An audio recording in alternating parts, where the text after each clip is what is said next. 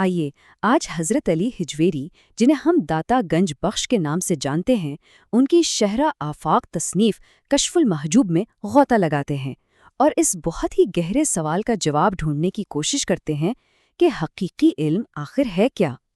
اور دیکھیں، کشف المحجوب کا آغاز ہی اس زبردست اور بنیادی اصول سے ہوتا ہے۔ یہ حدیث مبارکہ ہمیں صاف صاف بتاتی ہے کہ علم حاصل کرنا کوئی آپشنل چیز نہیں، کوئی مشغلہ نہیں، بلکہ یہ ہر مسلمان پر، چاہے وہ مرد ہو یا عورت، ایک مقدس ذمہ داری ہے۔ تو آئیے اس روحانی راستے پر پہلا قدم اٹھاتے ہیں اور یہ سمجھنے کی کوشش کرتے ہیں کہ آخر علم کو اتنی بنیادی اہمیت دی ہی کیوں گئی ہے۔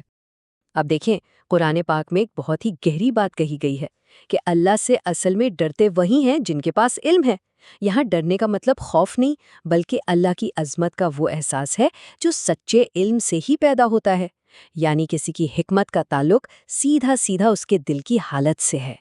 اچھا، تو یہ بات تو طے ہو گئی کہ علم حاصل کرنا فرض ہے، لیکن پھر فوراً ذہن میں سوال آتا ہے، بھئی کون سا علم؟ کیا ہر طرح کی معلومات حاصل کرنا ضروری ہے؟ اسی مقام پر کشف المحجوب ایک بہت ہی اہم اور واضح فرق ہمارے سامنے رکھتی ہے، اور یہاں جو بات سب سے دلچسپ ہے وہ ان دو قسم کے علوم کے درمیان کھینچی گئی ایک واضح لکیر ہے۔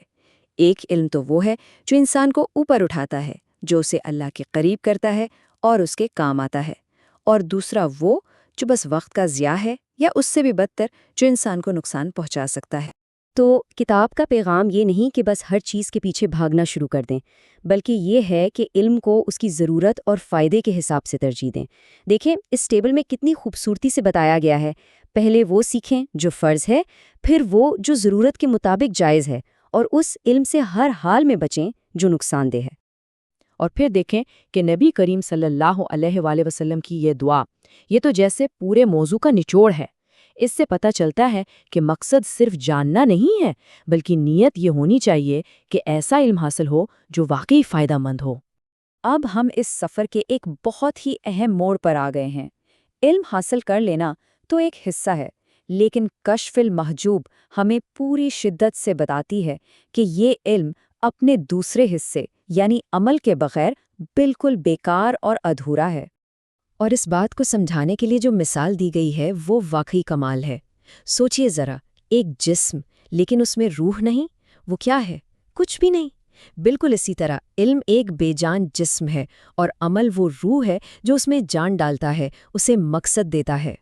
یہ تشبیہ تو انسان کو ہلا کر رکھ دیتی ہے۔ ایسا عالم جس کے پاس عمل نہ ہو، اس کی مثال اس گدھے کی سی ہے جو سارا دن چکی کے گرد گھومتا رہتا ہے، محنت بہت کرتا ہے، چلتا بھی رہتا ہے، لیکن پہنچتا کہیں نہیں، روحانی طور پر وہیں کا وہیں کھڑا رہتا ہے۔ اور یہ واقعہ، یہ تو سیدھی سیدھی بات کرتا ہے۔ حضرت ابراہیم بن ادھم کو ایک پتھر ملتا ہے جس پہ لکھا ہے جو کچھ جانتے ہو اس پر تو عمل کرتے نہیں، تو پھر وہ کیوں ڈھونڈ رہے ہو جو نہیں جانتے؟ یعنی نئے علم کے دروازے بھی تبھی کھلتے ہیں جب انسان اپنے موجودہ علم پر عمل پیرا ہو۔ تو یہ ساری گفتگو ہمیں اس سفر کی منزل تک لے آتی ہے۔ آخر یہ سب جاننے کے بعد سوال یہ ہے کہ سچا عالم، حقیقی عالم ہوتا کون ہے؟ اس کی پہچان کیا ہے؟ کشف المحجوب ہمیں یہاں 3 قسم کے لوگوں سے خبردار کرتی ہے۔ ایک وہ جو علم کو دنیا کمانے کے لیے استعمال کرتے ہیں، دوسرے وہ جو دین کو اپنی خواہشوں کے مطابق ڈھال لیتے ہیں، اور تیسرے وہ جاہل صوفی جو صرف حلیہ تو بنا لیتے ہیں لیکن اندر کچھ نہیں ہوتا۔ مطلب صاف ہے کہ کسی کے ظاہری لباس اور باتوں سے دھوکہ نہیں کھانا چاہیے۔ لیکن ایک سچے عالم کی سوچ کیسی ہوتی ہے؟ اس کے لیے حاتم اصم کا یہ واقعہ سنیں۔ ان سے پوچھا گیا تو انہوں نے کہا، تو میں نے صرف 4 باتیں سیکھی ہیں، اور ذرا غور کریں کہ یہ 4 سادہ سی حقیقتیں کتنی گہری ہیں۔ ان 4 باتوں کو سمجھنے کے بعد انہیں کسی اور پیچیدہ علم کی ضرورت ہی نہیں رہی۔ اصل حکمت یہی ہے۔ تو آخر میں سارا سفر ہمیں کہاں لے کر آیا؟